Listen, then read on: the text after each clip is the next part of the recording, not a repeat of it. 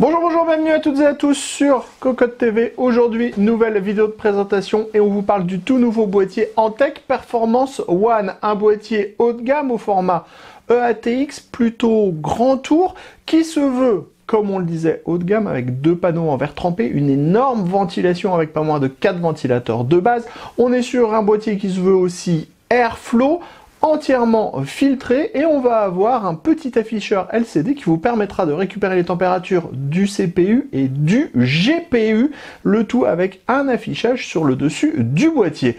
Le tarif 199,90 €. On vous propose d'en faire un tour complet, c'est tout de suite, c'est maintenant, c'est sur Cocotte TV. Comme toujours, on commence avec les tech specs. Ce boîtier Performance One mesure exactement 522 mm de profondeur par 230 mm de largeur et 522 mm de hauteur. Le poids est de 12,5 kg. On est sur une compatibilité EATX, ATX, micro-ATX, ITX pour les cartes mères. Pour les alimentations, on pourra mettre du 245 mm de profondeur maximum. Pour le ventirail CPU, du 175 mm de hauteur maximum. Pour la carte graphique, du 400 mm maximum. Pour les radiateurs, 360-420 mm à l'avant. 280-360 mm dans la partie haute. On a 8 slots d'extension. On pourra mettre 2 HDD et 3 SSD. Et le boîtier livré de base avec 3 ventilateurs de 140 mm à l'avant et un ventilateur de 120 mm à l'arrière. Les amis, avant de découvrir le reste de notre vidéo, on vous propose un petit peu de réclame pour GVG Mall, notre partenaire pour les clés Windows, un partenaire qui nous soutient depuis plus de 2 ans et on utilise très régulièrement les clés Windows pour nos machines. On utilise aussi les clés Office. Alors, comment ça fonctionne? On vous montre rapidement. Vous allez sur le site GVG Mall. Ici, vous tapez Windows 10. On prend l'exemple de Windows 10. Ensuite, hop, petite vidéo ici qui va vous expliquer comment ça fonctionne. Vous allez faire acheter maintenant sur cette fenêtre où vous allez avoir la licence Windows 10. Vous n'oubliez pas de mettre le code promo CVIP qui vous permet d'avoir la ristourne de Cocotland sur votre clé Windows. Ensuite, vous allez soumettre la commande. Vous allez arriver sur la page de paiement. Sur la page de paiement, vous pouvez le voir, vous avez tous les moyens de paiement qui sont disponibles, que ce soit par de la carte bleue, par PayPal, par tout ce que vous voulez. Vous allez faire payer maintenant. Ensuite, une fois que vous aurez payé votre licence, vous allez avoir à l'intérieur de votre panier votre clé Windows qui va apparaître. Et là, il suffit juste de copier votre clé Windows et de la mettre sur votre produit Windows 10 pour pouvoir tout simplement activer votre Windows et utiliser pleinement votre licence Windows 10. Donc, vous avez vu, 40 secondes à peu près et le tour est joué pour avoir une licence officielle pour votre PC. Allez, on passe au boîtier en lui-même. On est sur un boîtier qui se veut plutôt haut de gamme avec 2 panneaux en verre trempé, une face avant assez travaillée avec différentes matières. Sur la face avant, justement, on va retrouver cette grille en ABS qui est méchée, qui est amovible. Ça se démonte très facilement. On a ici le logo Antec sur une partie en aluminium brossé. Et on a donc un mesh avec des trous qui sont relativement larges et ça permettra de filtrer le plus gros des poussières. Ensuite, on va avoir nos 3 ventilateurs de 140 mm qui sont montés sur une grille qui est également compatible. 3 fois 120 mm. On pourra aller plus loin puisque la face avant se démonte simplement en la tirant comme ceci, c'est donc très facile. Ici, on va avoir l'afficheur pour les températures CPU, GPU, et dans la partie basse, on va retrouver le filtre amovible qui va protéger l'alimentation, la cage HDD. On enchaîne maintenant sur le côté gauche avec le panneau en verre trempé dont les pourtours sont peints en noir. À l'intérieur, c'est moussé. Pour l'ouverture, c'est facile. On a une petite vis à main qui reste en place. On tire sur la petite languette doublée de plastique et on va voir le panneau qui va basculer, qui va rester en place. Sachez qu'on va retrouver le même panneau sur le côté droit. On passe à notre petite séance de muscu pour vous parler de la partie supérieure qui comprend le panneau de contrôle ici avec le power on, le reset, l'entrée-sortie audio, 2 USB 3.0, un USB type C et le petit bouton qui va permettre la gestion de l'afficheur. Ici, on y reviendra en fin de vidéo. On pourra voir les températures CPU et GPU. Ensuite, ici, on a une grande grille qui est amovible. Donc, c'est là que la partie musculation devient plus difficile. On va avoir, bien sûr, tous les caches en plastique à retirer, puisqu'autrement ils vont se défaire avec la grille. On tire la grille. Sous la grille, on a un mèche plastique aimanté qui va protéger une grille presque totalement extrudée en 3 x 120 mm, 3 x 140 mm, compatibilité water cooling 280 360 mm maximum. Et sachez que cette grille, elle est maintenue avec 2 petites vis, donc on pourra la démonter si nécessaire. On enchaîne avec la partie arrière. On en profite pour découvrir le deuxième panneau en verre trempé. Toutes les vis à main sont doublées avec une petite rondelle en plastique pour pas abîmer la peinture, c'est une bonne chose. Et vous voyez, l'ouverture est la même. Pour remettre en place, on pousse, on remet la vis à main et c'est fait. Sur la partie arrière, on va avoir ici une grille avec un ventilateur de 120 mm avec réglage de la hauteur sur 3 cm, l'emplacement pour la plaque IO-Shield de la carte mère. Ensuite, on va avoir 8 slots d'extension avec des caches ajourées non soudées, montage par vis à main, le tout sur un cadre frameless. Donc on pourra installer un dispositif pour mettre la carte graphique à 90 degrés facilement puisque on n'a pas de slot à 90 degrés. Enfin, dans la partie basse, on a l'emplacement de l'alimentation. Le chargement de l'alimentation se fera par derrière, d'où la platine amovible. Et on a des petits rubbers en mousse pour l'alimentation.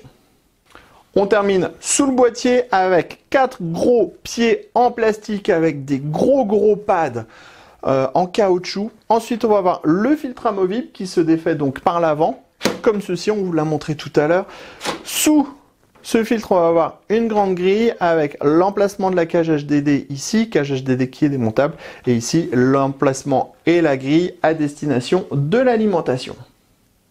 On passe donc à l'intérieur du boîtier Performance One, c'est le 4e essai qu'on fait pour vous parler du châssis à l'intérieur, on espère que ça va être la bonne. On est donc sur un châssis qui est compatible ATX, EATX, avec un large accès backplate dans le fond, 2 passages dans la partie haute, 2 passages au centre avec des caches en caoutchouc et 2 passages au niveau du cache alimentation avec des caches en caoutchouc de nouveau.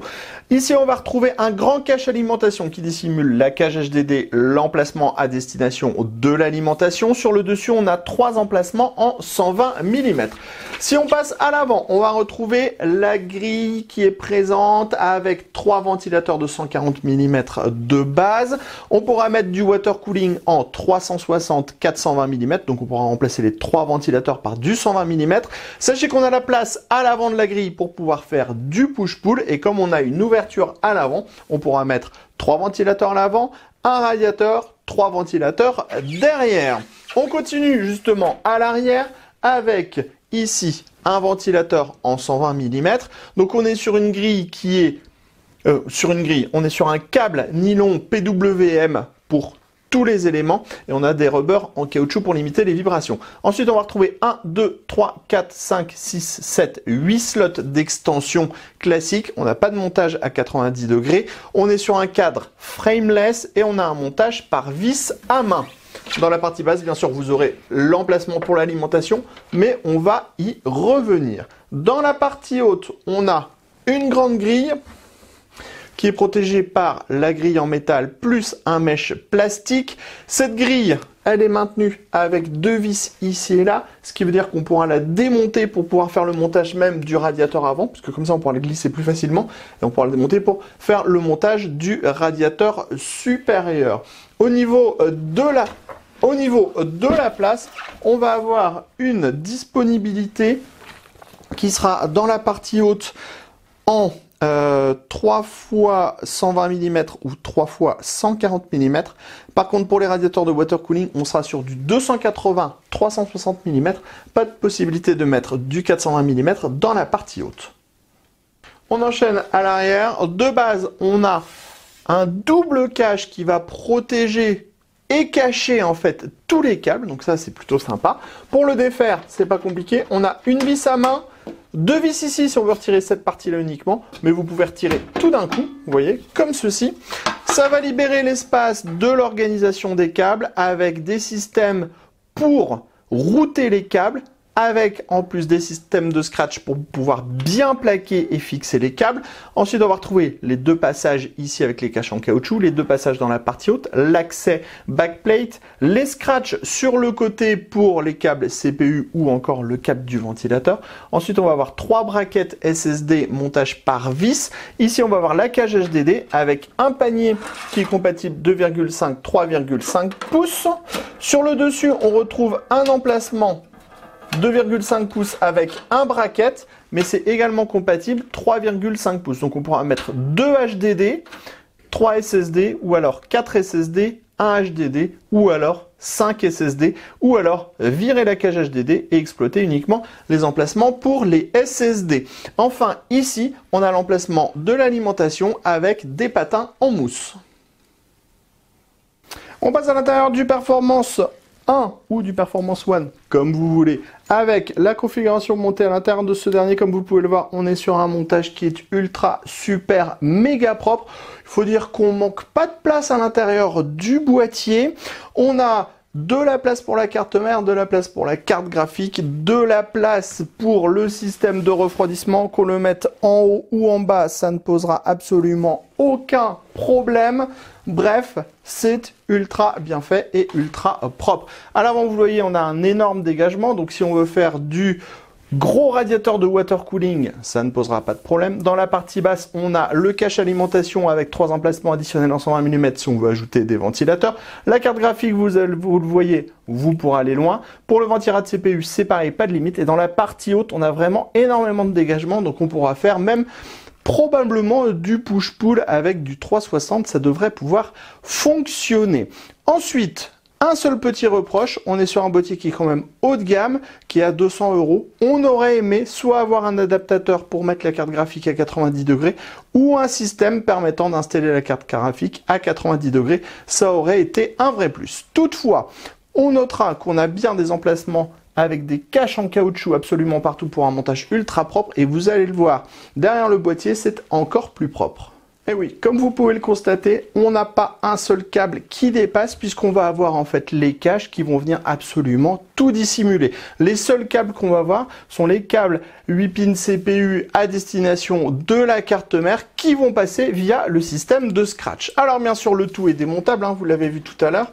On va tricher un peu, on va pas défaire les deux vis, on va retirer tout l'ensemble d'un coup, c'est possible. Et hop, vous le voyez, même avec tous les câbles qui sont branchés, ça reste également extrêmement propre, tout simplement parce que ici, on a un gros système de cable management avec des scratchs avec des systèmes qui vont permettre de router les câbles, donc un plus petit sur le côté gauche, un plus gros sur le côté droit. Bref, on pourra passer tous les câbles absolument comme on le veut. Sur le côté droit, on l'a dit, on a également des petits scratchs, ce qui permettra vraiment de faire un montage ultra propre. Pour l'espace de stockage, on l'a dit, on a 3 braquettes SSD plus un autre braquette SSD au-dessus de la cage HDD. Donc, ce qui veut dire que si on est comme ça, on a 4 SSD, un disque dur, mais sachez que si on retire le bracket sur le dessus de la cage HDD, on pourra mettre un disque dur un deuxième disque dur en 3,5 pouces, ce qui veut dire qu'on pourra mettre 2 HDD et 3 SSD. Place maintenant au Performance 1 avec la machine allumée. Comme vous pouvez le voir, on est sur un système qui ne propose pas de RGB, donc c'est sobriété intégrale. Il y a un seul endroit où on va avoir de la lumière, c'est sur le top du boîtier, ici dans la partie en finition piano avec l'afficheur LCD, et on vous en parle justement tout de suite. On vous parlait de la présence d'un afficheur sur cette partie en finition piano pour afficher les températures du CPU et du GPU. Donc pour l'activer, on appuie sur le petit bouton au temp. On va tout d'abord avoir la température CPU qui va être affichée. Donc pour pouvoir afficher les températures, il faudra installer le logiciel eUnity Dantec qui va permettre de récupérer les informations du processeur, mais aussi de la carte graphique, puisque vous aurez aussi la température du GPU qui va également s'afficher. Donc ça fait deux informations qui peuvent toujours être utiles, qui s'affichent avec une pleine discrétion, et on aime bien ces petits plus sur les boîtiers qui se veulent un petit peu haut de gamme. En plus, vous voyez, ça marche vraiment hyper facilement en un clic. Vu qu'il n'y a pas grand chose à dire puisqu'on n'a pas de RGB ou de lumière mis à part cet écran LCD, on va vous parler des performances et des ventilateurs qui sont présents. On en a 4 de base. Alors clairement, c'est un boîtier orienté airflow. Ça souffle à l'intérieur du boîtier, qu'on soit en 5 volts ou en 12 volts. Vous aurez des excellentes performances, mais sachez que vous allez principalement l'utiliser en 5 volts, puisque le niveau sonore en 5 volts est de 37,7 dB, ce qui veut dire qu'on entend quand même le boîtier. On est d'ailleurs en 5 volts, on s'approche, hop, et on entend bien les 4 ventilateurs de 140 mm. Alors ça reste totalement acceptable, beaucoup de personnes pourront vivre avec au quotidien. Alors par contre le 12 volts, on vous le dit tout de suite, on tape 57,6 dB, ça crache les watts, ça crache l'air à l'intérieur du boîtier, c'est extrêmement performant, mais par contre ça fait grave du bruit, il faut le dire. Voilà, on a fait le tour complet de ce nouveau boîtier haut de gamme Performance 1 par Antec. On vous redonne le prix, 199,90 € pour ce modèle, et on se donne rendez-vous très prochainement sur cocodeland.com pour toutes nos news et tous nos articles à propos du matériel informatique, et sur Cocotte TV pour toutes nos prochaines vidéos. Sur ce, on vous dit à très bientôt.